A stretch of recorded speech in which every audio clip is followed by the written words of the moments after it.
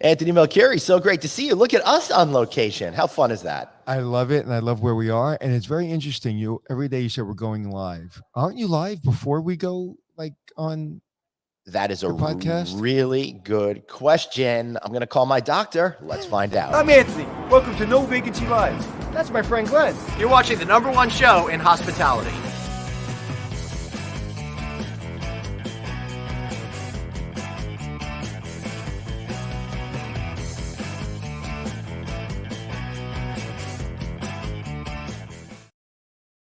Hey everyone, welcome to No Vacancy Live. This is Glenn Hausman. Anthony Melchiori is trapped. He's going to head outside, show us where we are. One of the coolest places we've been so far. Anthony, take a look. Hey man, how are you doing out there? Look at that. We are at the Graduate Hotel on Roosevelt Island, up in the panorama room. It's looking really beautiful. Great views outside over there on the rooftop desk. Really exciting for all of you to join us here on No Vacancy Live. This is episode 622 for April 21st, 2022, coming at you live from New York City. And I will tell you, I'm in my 50s, 51 years old. This is the first time I've ever made it to Roosevelt Island, and I am a lifelong New Yorker. Hey, there goes Anthony right behind me. Here he comes. Why don't you put on those headphones, and let's get this broadcast started all proper like Anthony Melchiori. You don't need to close the door. It's beautiful out. We love having that air come in here.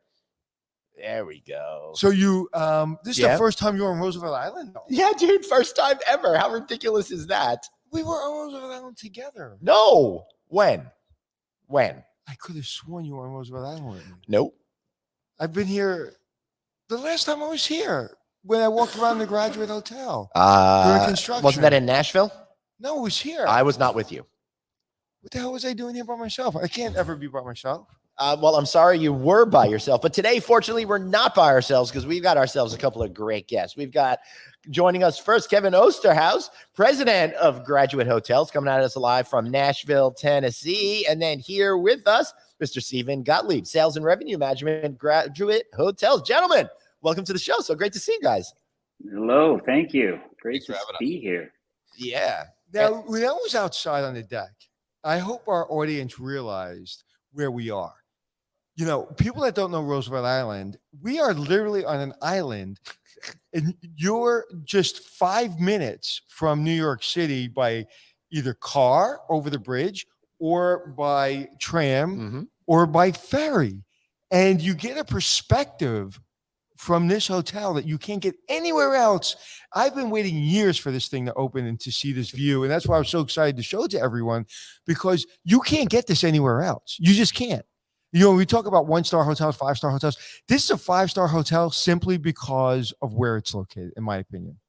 I agree. Amazing view. I mean, two things. One, you get the best of all worlds when you're up there in terms of view and location, but I always say it is the easiest place in New York to get to that nobody's ever been. And once you get there, you realize by boat, by cable car, by train, it is super easy to get to Roosevelt Island. I'm amazed. And it feels, Anthony, you know, it almost has that kind of Fire Island vibe. Even though you can have a car here, it doesn't really feel like anybody's driving around. It just feels so different than New York City proper, which is just right there. I feel like it's what New York would be without all the people. Yeah. It kind of makes you want to put on a Hawaiian shirt, right? Like have vacation. It's downright tropical. There's, you know, we've all traveled, right, all over the world and the States, and there's no other feeling like this. I've never went to a city or a borough or a state or a country and had that same feeling I do when I'm on Roosevelt Island. It's just a very, I'll say, strange, interesting feeling that you're like the UN. I was trying to show you the picture. The UN is right behind me to my whatever that is, left or right. It's like literally right there. Like, and you have a clear view of the UN, of 57th Street in Manhattan, of all the beautiful buildings they're building in New York City. And you have what you can't get in New York City, even if you have great views from, say, Central Park West, is you can't get the peace. Right. All right. So Mike is saying, hey, what's the fastest way across? Ferry, car, train? I would say probably the subway is the fastest, but the least fun. I would also say that the cable car is probably the most fun because it's really weird that we have a cable car in New York City. And I think the ferry is probably pretty cool too. What do you guys say? Steven, what do you say? I mean, I think cable car is the most fun. It runs every 7 or 8 minutes right from over the 59th Street Bridge, and the entrance to the cable car is literally at the footsteps of our hotel. Yeah, and you guys can't see it, but on that side is the 59th Street Bridge and the cable car right adjacent to it and the ferry terminal. How cool is that? Yeah, and for the ease, it's an experience you have to do. And do most people realize it's part of the subway system? So you just use your card, your pass, you're right on the cable car, and it's going all day long. Wow. Yeah, I'm gonna have to do that later. I think they officially refer to it as a tram, just for aesthetics. Oh yeah, it is a tram, and I know, San Francisco. I know. I threatened everybody with this reference. I know everybody's gonna go, oh, Spider-Man. It was in one of those movies or something like that. I think with Tobey Maguire. But I fell in love with the tram. With the movie Nighthawk, starring Sylvester Stallone and Rutger Hauer, somewhere in the 1979-1980 range, post-Rocky, pre-Rocky 2. I think it was. So you want a really good, gritty New York City film, that's the one with the big finale all over the tram. So the greatest privilege I get from doing this show is getting a whole bunch of useful information from Glenn on every single day. I know. That's right. It's like that's what we're all about here on No Vacancy. Actionable insights that you can improve your life with every single day. Talk about actual insights. When you're here, if you're here, my kid's favorite restaurant in the city is Serendipity. They just reopened. My friend Joe's involved in it. You literally go over the ferry and you walk right to Serendipity. Oh, yes, it's right there too. So the access is just amazing. We're heading there after the show, right? Yeah, well, or at least downstairs to get something to eat. One or the other. I don't know. We'll figure it out. But Kevin, it's really great to see you. It's really great to meet you. You've only been in this job now for about 6 months. Yeah, right at 6 months. But you've got a great pedigree operating, these kinds of boutique hotels in the past, working with Hoxton, Ennismore, Standard, brands like that. What was it like coming on board with Graduate, which incidentally has 32 hotels open right now, up from 8 4 years ago? Amazing. Short answer. It's been an interesting ride so far. In that, like you said, Glenn, we came into a pandemic. Yes, eight hotels 4 years ago, but really in 2019, taking at that point by the end of 2018, 13 hotels. To that year, 21 hotels. Or 22 hotels. We opened 9 in 2020. Or in late 2019, just in time to shut them all down in early 2020, as you know. Right. So here we are, a 13 hotel company with 9 brand new hotels that just shut down. And what do? We go and open 6 more hotels in 2020. Some great hotels. Then 2021, 4 more hotels. So these are our most ambitious projects to date. East Lansing, we opened the hotel you're sitting in there with Cornell Tech. We opened the Roosevelt Island property, and then we ventured into the UK. So our 2 newest hotels are our first international hotels in Oxford and in Cambridge. So coming out of last year, we're now at 32, as you said, a 32 hotel brand, and it's nothing but excitement. We have some fun projects, for the brand that are obviously in motion, but just in terms of operating a portfolio, the teams that we have in place, how quickly these teams have mobilized, both to make sure that we maximized what we could over the last couple of years, but to take advantage of what we're starting to see in the markets right now. It's been a phenomenal ride. But yeah, super, super proud to be on this ride and with these teams. It's been a nonstop 6 months, to answer your question. That's awesome. So let me ask you this question, and then I'll give it up to Anthony and Stephen for a little while. But what is it that appealed to you that said, hey, I want to come and accept this job as president of Graduate Hotels? What was about the challenge? Yeah, absolutely. First off, what we've created, I wanted to find a role where, I could easily envision, the engagement of the teams. I mean, if you look at right now, roughly 1,800 employees we have throughout the portfolio. There's so much pride in belonging to the Graduate brand. And so to be able to be in a role where I can be visible and transparent and communicative with teams that are as engaged as the ones we have, that was a large part of that thought process. Just as important, finding a brand that had as much as much happening as graduate does. You look at our university relationships, the narrative, just walk through our hotels, the amazing connection to the communities that guests feel when they walk in. I learn more about our communities from walking through our hotels and asking questions about the intent behind our design than you would on any paid tour. It's absolutely stunning what our design teams do to connect to the universities and the brands. So, you've got to have these three things to differentiate yourself as a brand, especially in the competitive space we operate in. You've got to have, teams that are committed and connected. You've got to have a brand that speaks to the markets that we're trying to grow our presence in, and you've got to have the capability to continue to grow, and that's those three things is what's driving our.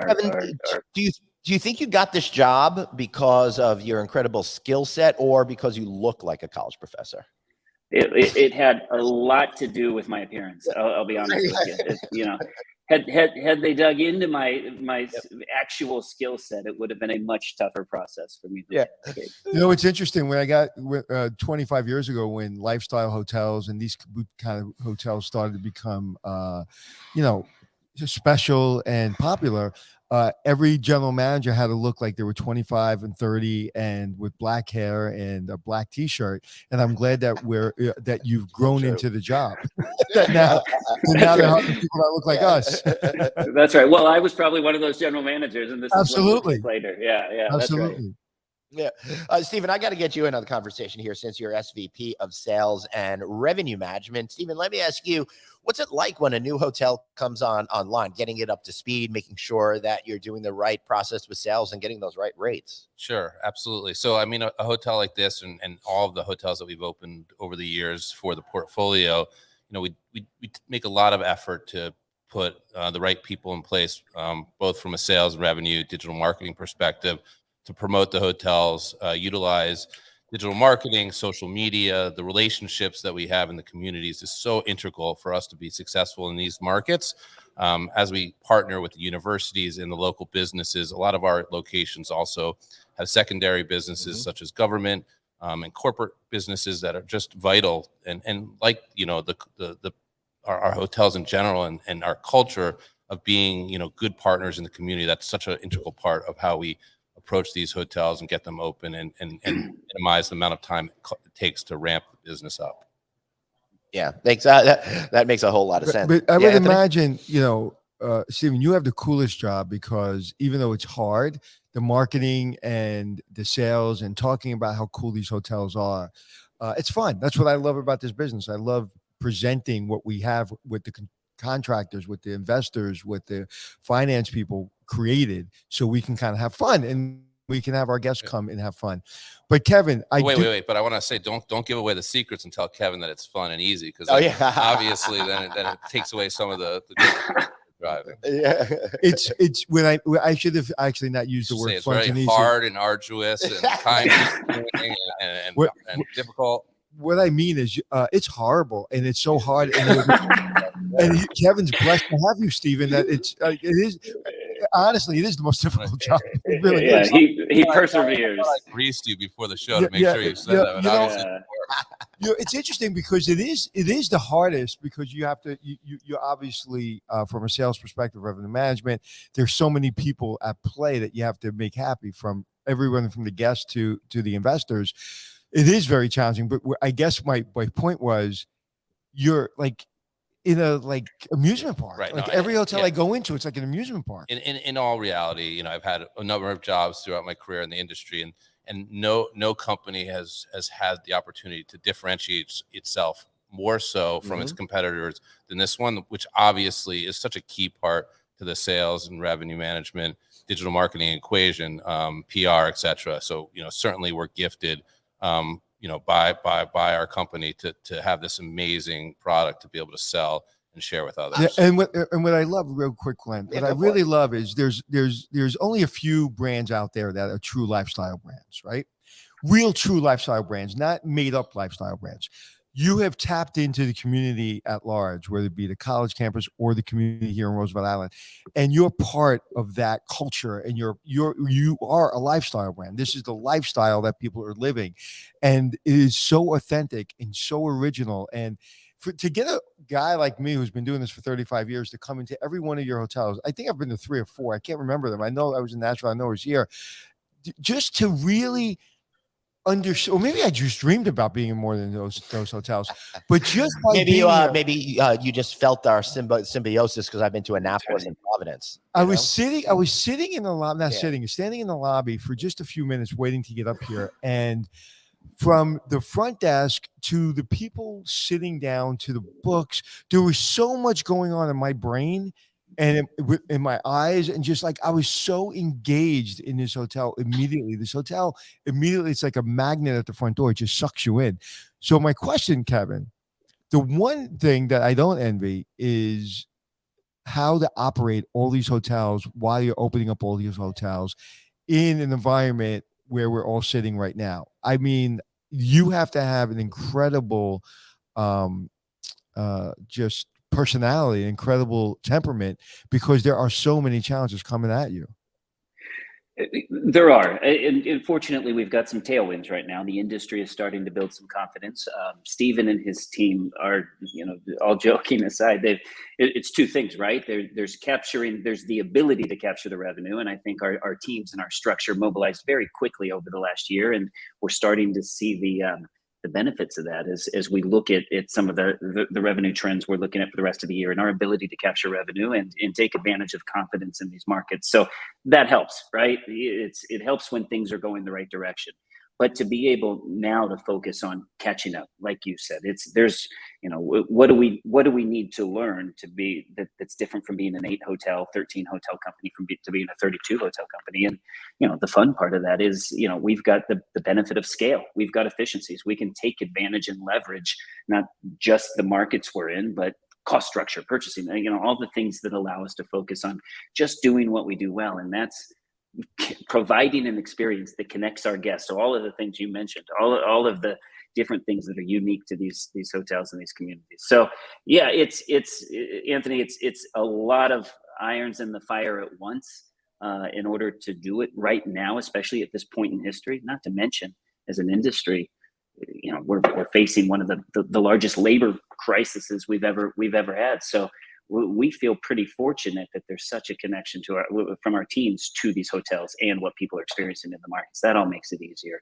The rest of it, it's a lot of hard work that Stephen and his teams and the rest of our leadership teams are doing just to make sure that as we emerge with 32 quickly increasingly busy hotels, we've got all the pieces in place. But a lot of communication, a lot of travel, and at the end of the year, a lot of fun and high fives, hopefully. And I would add to that, sitting here next to the tech campus that's built on innovation, I think, we as a company are always trying to innovate, right? And I think that we pride ourselves on every day coming to work and trying to find new ideas, new revenue streams, new processes to serve our guests, new ways to enhance our guest experiences, our design, and just our way that we approach hospitality just gives us, what we can feel is an edge versus others that we really try to capitalize on every day and have fun doing it. We're built on fun. We like to laugh. We like to have a good time while working hard as well. Yeah, talk about great promotion. So, Anthony, I don't know if you realize this, but there's a brand new show featuring graduate hotels called Handcrafted Hotels on the new Magnolia Network. The first episode on the Graduate Nashville premiered just last week on the 15th.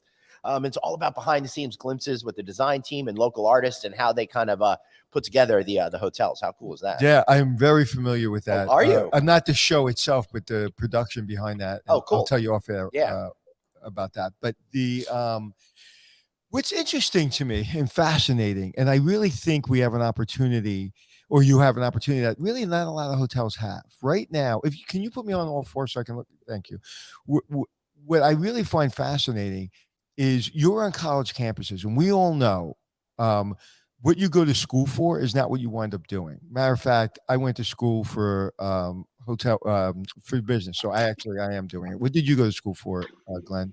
I went to school for learning how to funnel beer. Okay. And no, but for real, I didn't know really what I wanted to do, so I went with English because my mom said as long as you could write well and communicate well, you'll be okay. All right. So I'm failing at this experiment because you're kind of doing that. How about Steven Wow. and Kevin? How about you guys? I stuttered a little bit at the beginning of my college education, probably like Glenn did, but Yeah. then I realized I loved working and staying in hotels. So I went into hotels. So I'm sorry, I can't help you out. Okay. So Hey, Anthony, I'm not sure I can help you either. I have a degree in hotel and restaurant management. I have a hospitality. Okay, so let me back up. I should have been safe and said, how many people do you know that went to school for something they're not doing, right? Most people, yeah. Right. A lot of people, most people I know except us four. Yeah. So what's interesting, because you're on college campuses, you have such an opportunity to bring these kids on while they're in school for extra money. And because of your environment, because of how many hotels you have and how many hotels you're opening, you have a unique ability to really build a team for the future with the right benefits, the right salaries, to really say, hey, yes, you can do this and you can do that, but you can be a designer, you can be, you can run hotels. There's so much you can do. And I don't know if there's any other brand I know that is literally at the source of their human resources. I think you're touching on something that kind of plays to the vertical integration, the nature of how our company is built. With the company, you can be on the capital side, the finance side, you can be in the design side, focus, as Stephen does, revenue generation and all aspects of driving the commercial side of the business. And certainly, like me, take a hotel operating path. There's an advantage to the company we've created in that the ownership structure from top to bottom provides a lot of opportunity for many different disciplines, but certainly on campus right now, a huge focus for us in recruiting and development is how do we provide programs? How do we support continued education to drive loyalty? How do we create exactly what you're describing? A team, a workforce that is growing their career with us because we've been able to help provide opportunities to educate them.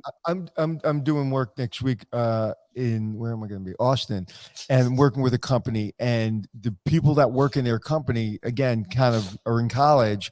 And it was like, you have a tremendous opportunity to keep those kids from leaving you if you do it right. And look at where we're sitting right now. Like if I'm a hotel manager or a front desk agent or a designer, or whatever, look what I'm doing right now. I am able to sit in this beautiful bar, and this is my office today.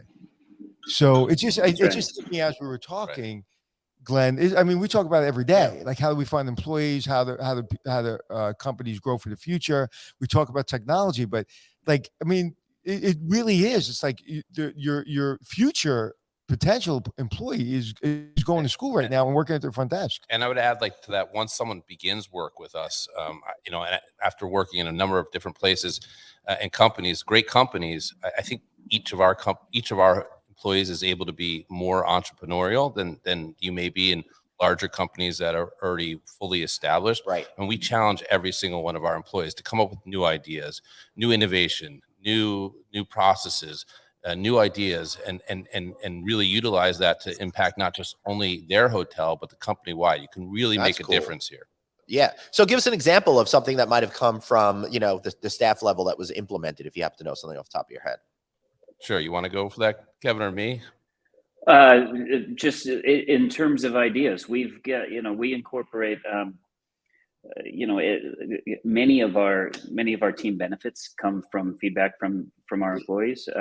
We focusing right now on the depth of a leadership development program that's fed by feedback from our teams. We've put together in a couple of different scenarios, just a couple of different teams of people to help us improve. At large, based on, for the first time in our history, we've just gone to everybody and asked for, an extreme amount of feedback so that we can start to work on that. Yeah, and it seems that you guys are really poised to do it faster and better than anyone else, in my opinion.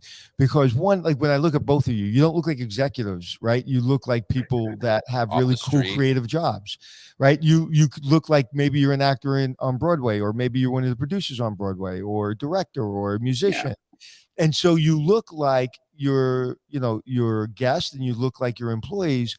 So I would imagine when right now, with everything that we're dealing with more flexibility, I want to work, and I want, especially here in New York, you have to be flexible because a lot of people are chasing their dream on Broadway or the movies. So how has that affected your company? And I imagine because you have so many different hotels and different departments, that you may be a little bit more able to be flexible than maybe a regular standard corporate hotel, like I don't want to say Marriott or I guess I Yeah. did. It seems like you can be more flexible. Well, I'll tell you, Stephen and I talk about this all the time. Our ability to make decisions at any level and have them implemented. We could make a decision today and have it implemented by end of week. Then that has to remain a competitive advantage of ours. Ownership structure and decision making. We're discovering how we can do this at scale and continue to move fast. Like we said, 32 hotels. Not as easy as doing it with the first 8 hotels, but it has to remain a competitive Well, edge. the way, And, from a yeah. finance perspective, the way you can't do it fast is go to one of the big brands and have them acquire you. Don't do that. I don't want to be sitting here talking to a Marriott GM soon. So yeah. Oh, I don't think that's the plan, but yeah. that would definitely impact decision making. And it really is interesting because you guys have moved so fast and you are so unique. How the hell, Glenn? Think about this. Okay. He's like, okay, I will. Think about this. Brands all look the same. Mhm. Even their own hotels don't look like their last hotel. Right. It's like, that's to me the secret sauce, is they really have figured out how to be a real brand and be completely different every hotel they do. I mean, what other hotel has that brand? Any other hotel brand that does that? I don't know. Yeah. Well, Kevin? No, I was just going to agree. I don't think anybody does it as well. I mean, obviously, I'm proud and biased, but I don't think anybody tells the stories in these communities as well as we do. I mean, our brand, and this is also an advantage of ours, I believe. We have the ability to be on the nose with messaging about, the connection to Chapel Hill, North Carolina, or Oxford, Mississippi. We can proudly tell that story in a way that's less subtle than I think other brands can. And when you mix in what our design team does so well in telling that story, you get this great combination of education, nostalgia, and immersion, and you feel like you're staying in a place that was built for the place, right? Yeah. And that's really what it is. It is a place built for the place. I mean, literally here, you're going up in tandem with the Cornell Tech Center, right? So as you get more into this, it's a great palette from you all to work on, because each of these areas have a very particular history that you could easily play on and unify it through the whole university essence, if not the specific design elements of it. Right, Kevin? Yeah, absolutely. And again, and probably back to the television show, and when you watch the show and you see the thought that's gone into the makers and the connection to why our design team made certain decisions to put some of these more, in Nashville's case, some of these more visible art projects. It's just such a fun process to be a part of and watch. But like you said, in New York, it would be the same process, much different community. I mean, you're talking about the scale of New York City and telling that story as it relates to this island. Nashville, much different. It's a very kind of interesting way to tell our story. In a television shows, it can go either way, right? But focusing on the people that create that story that's come together at our hotel, it was a really, really cool tribute to that process on handcrafted hotels. Yeah, I love that you guys have your own design team. So, what size are they, and how many projects could they be working on at a single time, Kevin? To be determined. I mean, any given time. It ebbs and flows, right? We've got an incredible team of designers. There's no way around that. They absolutely have moved mountains over the last few years to create some extremely special hotels. But again, look at 9 in 2019, 6 in 2020, 4 in 2021. You think they're working on a project that probably won't open for 2 years. So then bringing it to life is a completely different process. So our design team, and some of them are here in Nashville, and a large part of the team is still in Chicago, are just constantly looking ahead. Ben Weprin, the owner and founder of this brand, is actively involved in the creative, loves being a part of telling that story as well. So But to your point, it's just an extremely talented group of designers that make this happen, and that takes a lot of foresight. And I recall in when we opened 9 hotels in 1 year. I mean, that you stepped into any of these new projects, and there was a designer there. They were on the road the entire year, Wow. just opening these hotels and getting them ready. Yeah, and I would guess because some of it's non-traditional, like I'm looking at some of the stuff that you're working on upstairs, you're actually sourcing stuff off like eBay and stuff. You don't just go to, a design catalog and pick stuff out. No, a lot of one-off pieces, a lot of scouring antique fairs and around the country, and what a fun thing that first is. dibs. It almost feels like if the Roxbury Hotel in Roxbury, New York became a brand, right? Right. Yeah. Yeah, for sure.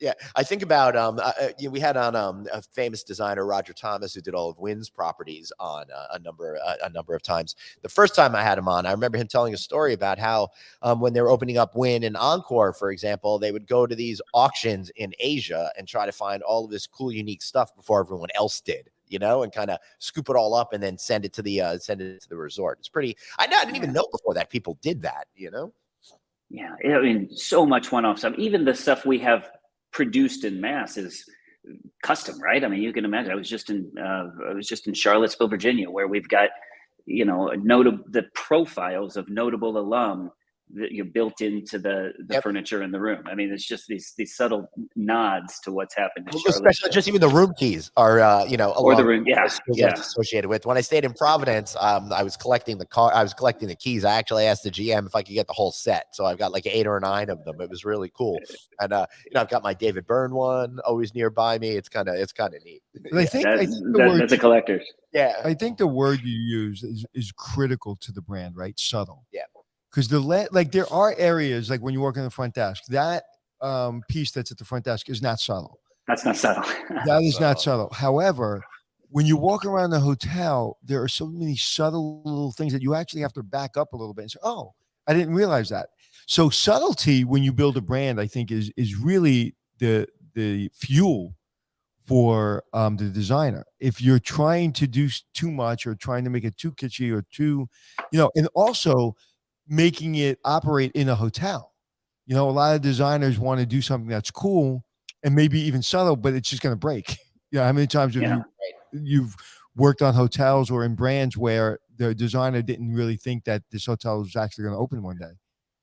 Yeah, for sure. And I think thinking evolves. I'm used to a career in one-off design, right? Really focused on hard to source product, and here it's it's just thinking through, how is this going to wear? How is this going to tell a story? Or it's worth it. This is something we're just going to have to replace every few years because it tells such a critical piece of this story of this community. And I think it goes back to the storytelling, because that's one of the pillars of our brand. That you look around this room, you look around our buildings, that everything has a story related to it. It's something that we can articulate through a variety of different mediums and ways that we do that for people to stay even more engaged with our hotels. Right. So how many projects do you have currently ongoing in the pipeline, and where are they going to be located? Right now, we've got a few projects in the pipeline. We're operating a hotel in Dallas that hasn't been renovated and repositioned as a Graduate yet. So it's some other brand right now until it gets turned into yours. It's an independently branded right now, the Lumen in Dallas, and it's right on SMU campus. It's just an absolute stunning location. We've got a hotel that'll break ground in Princeton very soon, and we are most excitedly, we're opening one this year. We're opening Palo Alto. Cool! Just down the street from Stanford. Great location. 100-room, 100-year-old Spanish colonial hotel that'll open in November. Beautiful hotel. Really excited about this one. Glenn put in a few requests this morning. Did. I need 2 hotels open immediately. My children are starting college in the fall. I have twin boys, so I need one in Lancaster, Pennsylvania by Franklin and Marshall, and one in Boston at Brandeis. So please get going on that immediately. Okay. All right. I would say one of those locations is probably more realistic than the other. Listen, Lancaster happens to be beautiful. So Stephen, as you're growing, you've been here. How long have you been with Graduate now? Just about 4 years. So when you first started and people really didn't know what Graduate was, Yeah, how definitely. cool is it when you're meeting people like, oh, I stayed at that hotel, Oh, or sorry. oh, I know about that hotel, or I've been wanting to. How cool is it to see like your hotel that you've been so part of now become, part of people's lives? I mean, it almost feels like a dream, to be honest. I mean, to start when we had, 7 hotels, 8 hotels 4 years ago, in most of the secondary and tertiary markets like Iowa City, we Right. had just opened in Athens, Georgia. Great locations, great places, but to see the evolution and to really interact with our customers, our guests, and our team members about how much we've grown together and how much we've done together to achieve the results that we have has been, it's really been for me the opportunity of a lifetime career wise, to go through that and then sit here in a hotel like this in New York City and then look at some of our other hotels that recently opened. I mean, spending a lot of time in Cambridge and Oxford, England, and to see that now we're extending our brand to different cultures and different ways. Yeah. I mean, if you look at the way how different, the collegiate experience and academic experiences in those communities and how rich the history is there. I mean, it's just been an amazing experience. And it's something that, obviously a lot of pride and passion when we're at work, but also a pride and passion that extends to your personal life as well. I mean, if you talk to some of my neighbors or some of my friends, they'll be asked like, always wearing that graduate hat there. But it's something that's like, it sparks a story and it sparks a conversation. And it's something that really, I'm frankly very grateful that I've got to experience and have happen in my career. Yeah, awesome. So, guys, we're gonna run out of time real quick, and there's still a whole lot of stuff that I want to talk about over here. Anthony, what I find really interesting is they're really expanding beyond just the idea of the pure hotel concept over here. And one of the things that they're doing that interests me is they're doing a food hall concept, and with our favorite word, ghost kitchen over there. So already in Tempe and Iowa City, you can get umami burger, crispy rice, Sam's crispy chicken, elamia, chica de carne, kumi, sum sum, and a couple of other things as well. And they're going to be expanding to other properties. Before we get to these guys, what do you think about that idea? It just makes sense, and it's absolutely brilliant because when you come into a college campus, that's what they want. That's what the kids want when you get close to. So how's that going to work? We've partnered with C3. C3 is Sam Nazarian's company that is just focused on ghost kitchens, and they've got some operations throughout the country. We've partnered with them on 5 projects. So Graduate Food Hall is the manifestation of that partnership, and it will be a scan and order. If you're in house, if you're a guest, it'll you'll have a space. We'll have servers. You scan and order. Somebody brings you food, but you've got these up to 10 concepts to choose from. You've got this amazing concept to choose from. Just as importantly, the kitchens are equipped and ready for mass delivery, and this is the bulk of the business, right? You're set up to serve the community, and so the ghost kitchens are serving the community. The hotels are the benefactor in that we now have this crazy range of food to offer our guests throughout the day. So explain ghost kitchens for people that don't know, because it's to us it's kind of old hat now, but explain exactly what that means. I think a ghost kitchen in the kind of the maturing of the food delivery business, digital food delivery business, a ghost kitchen is by all intents, when you look at the app, a restaurant, right? It just happens to not have any front of house. It's set up to appear as a restaurant on the delivery service so that you can order this type of food, whereas it could be housed in a kitchen somewhere that's just putting out multiple concepts like this, or just focused on the delivery side of the business. But a ghost kitchen does not have customers that are coming in. It's purely there to produce a concept that's delivered. So your ghost kitchen, is it in one of your hotels or is it off property? No, but these are all in our hotels.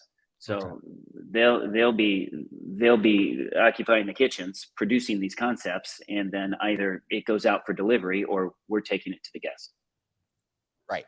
That's pretty amazing. I just remember I was talking to Stephen before we went on air. Like when I was in college, it was either pizza or chicken wings, and it was the same thing every single day. And what's really cool about this is if I'm with my buddies hanging out in my dorm or something like that, and I want to order it in, I could get a burger while they could get the chicken, or somebody could get some sushi, and we could all just eat it together and not have to order from different places. I love that. Yeah. And you flip the switch and it appears on everybody's phone that same day. It's we've been really happy with how well it's done so far. And think about it from a guest experience perspective, that obviously in most traditional hotels, and you're not going to eat in the restaurant more than one time, but and, you know, you're there for multiple days, you can really have a different type of meal in these locations each and every day. Yeah, it's absolutely brilliant, and it just makes perfect sense for a brand like yours. Is there any other brands or hotels that you know are doing anything similar? No, I haven't. I think this is a pretty innovative concept in that it kind of matches our team in the front of house and our ability to provide this as a bar or breakfast service, and with also the capacity to expand our dining room to whoever orders this. So from a business perspective, if I'm in business school and I'm in business class, probably this will be a third year class of how financing a hotel or a brand, the way you finance it allows the speed of what you're doing, because that's atypical. So I go back when I hear the ghost kitchen and I hear the more hotels opening and you're in different countries, there is a speed of finance that I haven't seen before, or I haven't seen recently. So can you talk through that?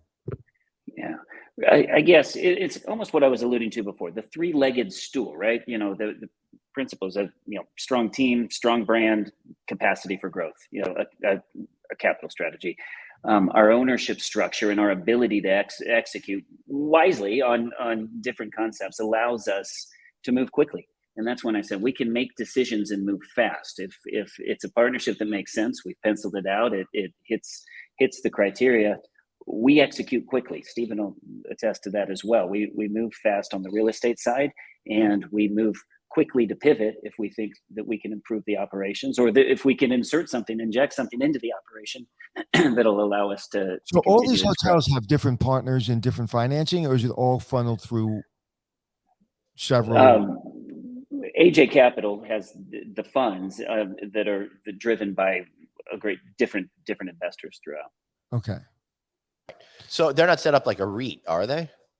Set up like a REIT, yes. Yeah. Okay. Right. Yeah. So REIT is a real estate investment trust. For those who don't know, it's kind of like you could buy portions of of the portfolio, kind of a thing. You put your money in, they invest it for you in real estate specifically. Right. And hotel, it wasn't even available in hotels until the late 1990s or something like that. So, yeah, relatively recent. But I'll tell you, Anthony, that it's also when we talk about our ability to execute at scale, we now have the capacity with this many hotels and pick and choose markets and do some fun stuff where, take food and beverage, for example. We'll do we'll do a good amount of food and beverage revenue this year, but our draw isn't necessarily one market. We could partner with some really big, exciting people to do programs. If we say you're going to do a pop-up in 10 hotels, we're going to take our coffee concept in 20 properties or these 7 markets, we can do some really notable things at scale that we couldn't do before. And I think that's an exciting part of this type of decision making. And it's just fascinating because I've been involved a little bit with the funds, where I'm working for a company as a vice president, and we have a fund, and that fund has got to hit a certain point before we open another fund or before we invest more money in that fund. So when you hit COVID for 2 years, it's fascinating to me that those funds were still available. Well, realize also a lot of those funds had been committed prior to COVID, and our company, just like any company, had to make sure that we were structured correctly in COVID to weather what we were seeing. Yeah, sure. And I just find that more fascinating than any part of the business. Right. But speaking of helping out the community and doing things the way that you want to do them, and quickly, I think that really talks to your Sweet Dreams Society. The whole idea of having artists in residence, creating programs and stuff like that. Your hotels across the country. Either of you guys want to share a little bit more about that? Maybe Stephen, if you can. I'm going to tee that one up to Kevin. All right, Kevin. Yeah, how cool! Sweet Dream Society is our artist in residency program. We launched it last year. We have 10 hotels where we built studios in 10 of our hotels, full studios for an artist. We're currently accepting I think applications. that's much beyond what I thought, where it's just like you get artists to give you local artwork. I didn't know you actually had studios here. That's pretty cool. No, they come and they do their craft. They create their art on property for 8 weeks.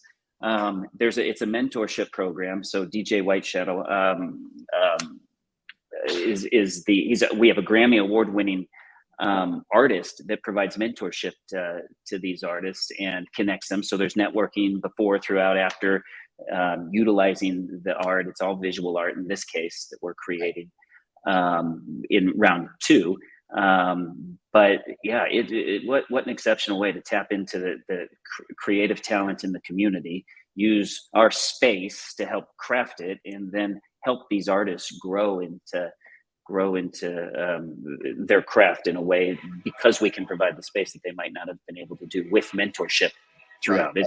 It's been fantastic, and it fits very nicely into your brand too, because the whole thought about college and stuff like that is exploring new things, taking new chances, and going beyond what we see in regular society, because you can experiment more in the college and graduate level. So I think of, as you're talking through all these unbelievable processes, is this is not your grandmother's hotel anymore. Right. This isn't your grandmother's hotel business anymore. But we do welcome grandmas, grandpas. No, but I mean, anybody. I had to get anyone can book. I got to get the plug in there. Everyone's welcome. But my point being is, hotels weren't doing this 25 years ago. They weren't doing all these creative concepts and everything that you're doing. It's technology has allowed you guys to do so much more than you can do 25 years ago, but also like this artist in residence, but also take the technology out and just bring people into your hotel and bring them into the family.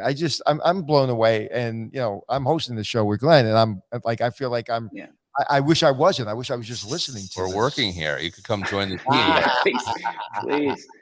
Yeah, but you're right. I mean, just to be able to utilize, as the brand has grown, to use it to continue to expand creative borders, to continue to just use these real estate platforms and to experiment. And like the Artist in Residence is a good example of that. But there's so many things, in terms of and it's not just it is for all ages, obviously, but you think the tagline, we are all students, we're always learning, we're always growing, we're always thinking about what's next, what can we do. And even the hotel you're in, we're about to launch, just speaking of nostalgia and connection, we're about to launch the big suite there in New York City, which I don't know if you remember, when we opened, we recreated Tom Hanks' loft from Dig in that hotel overlooking New York. And we're going to permanently install that at the hotel. And we've got those little community connections, more of these cinematic pop culture connections throughout the country as well.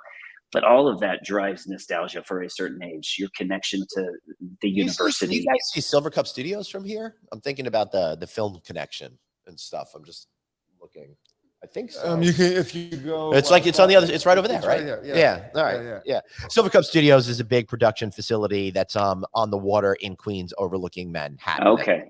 It's where The Sopranos. Oh yeah. Was made, I believe. Yeah. That's pretty cool. We're starting to run low on time, but AJ Capital is doing some other cool stuff as well besides graduate hotels. I know you guys aren't operating it, but I didn't want to go without talking about it. Plus, you suggested we should talk about it. Marine and lawn hotels and resorts, which are like really historic, bespoke hotels in golf courses in like Scotland and Ireland and stuff like that. Yeah.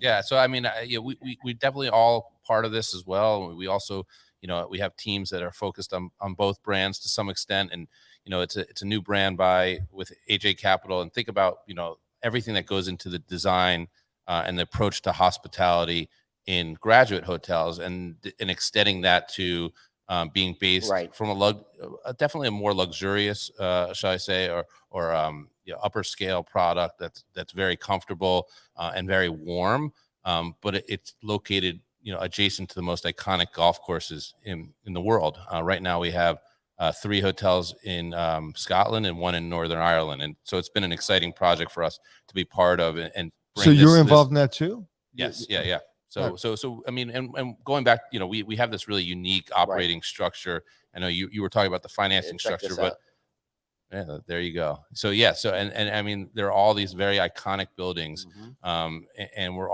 offering this really uncompromised service in these hotels, with very focused on design. Obviously, we play very much into the golf aspect of these hotels, but there's also these are just such iconic towns like St. Andrews, Scotland, where you've also got a large tourism drive there. There's a large, great university there. So it's very different than the Graduate brand, but just something that we're also very proud of and something that we're excited to see grow. Yeah, when you listen to professional golfers, they say, "What's your favorite golf course?" They usually say, "Well, St. Andrews." You mean besides St. Andrews? Yeah, besides it. And my favorite's this, but it's it's like, who's your favorite baseball player? It's Babe Ruth and it's everybody else. So it's very interesting to see that you have a place already at St. Andrews. Yeah, and Stephen, true. apparently you didn't have enough to do, so they thought you'd have some more work. That's great. Since I had such an easy job, right? Yeah.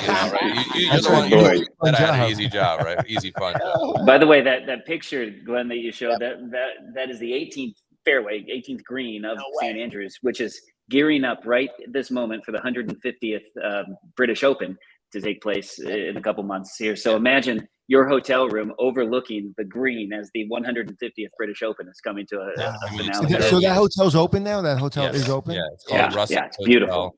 in St. Andrews. And as Kevin, it's literally on the 18th green of the home of golf, the old course, the most iconic golf course in the world. That's insane. Here's Troon.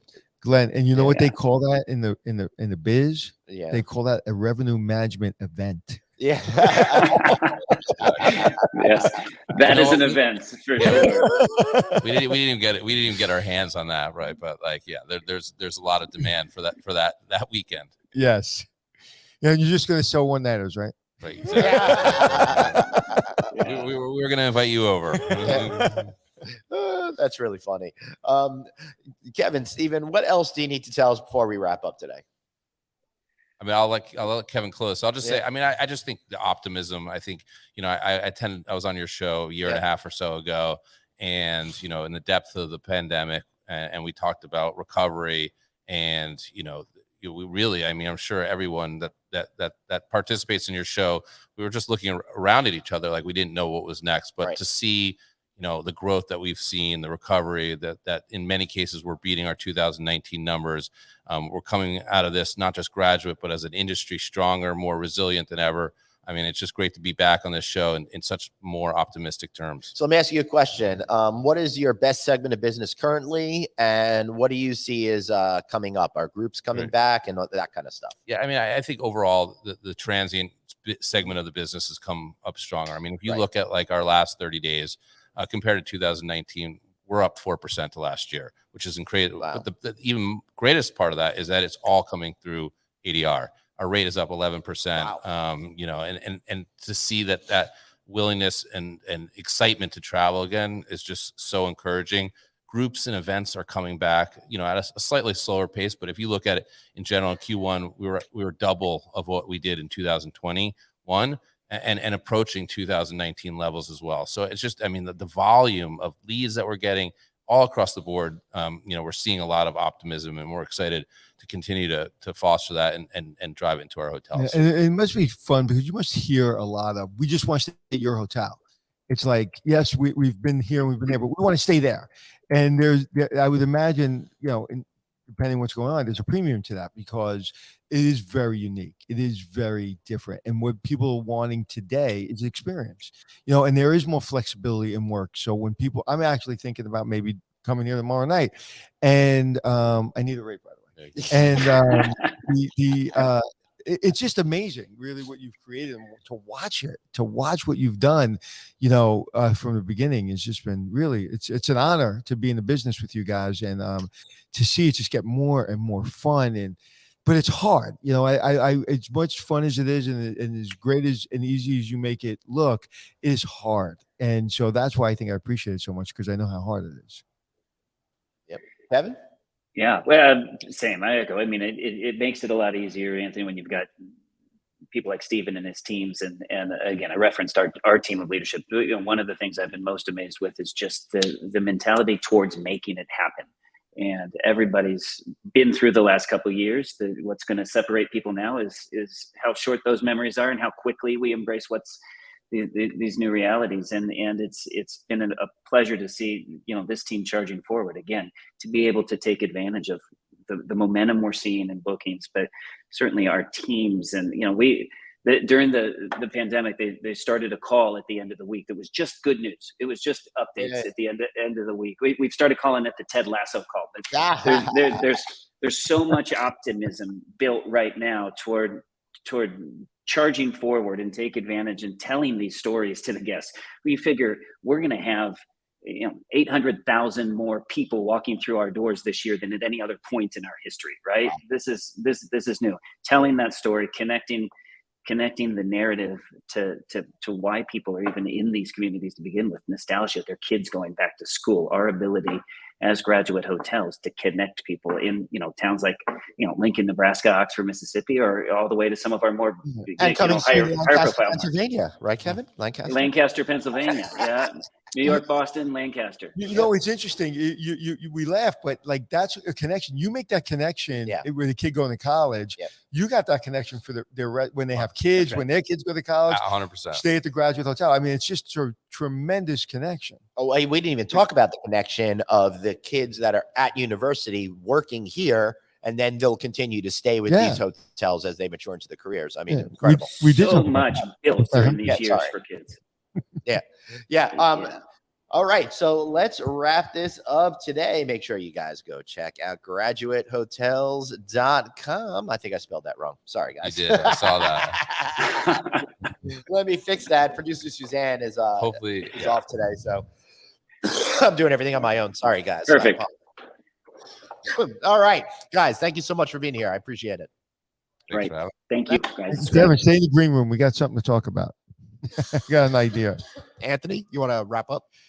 Yes, I do. I want to thank everyone at Graduates for having us, and I want to thank. Now, be quiet. I want to try this. All right, good. I've been waiting a long time to be here to do this podcast, and it is absolutely fantastic. And so, on behalf of Glenn and behalf of No Vacancy, see ya. All right. How'd I do, Glenn? You did great. And while you're seeing stuff, and if you're watching us, why not listen to our audio podcast? Check out Apple Podcasts, iHeartRadio, Stitcher, wherever you get your shows. We are there. Remember, everybody, you've got one life, so blaze on, and be kind to yourself. See you later. And guys, hang out. You got the UN.